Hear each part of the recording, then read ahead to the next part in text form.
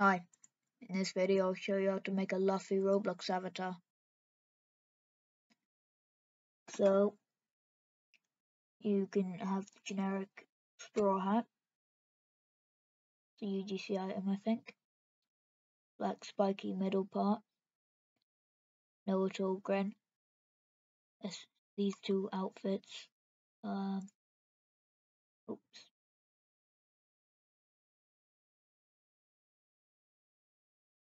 Oh,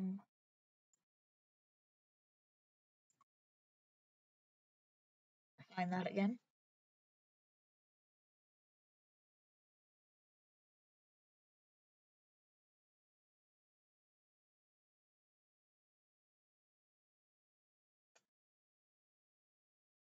That's similar.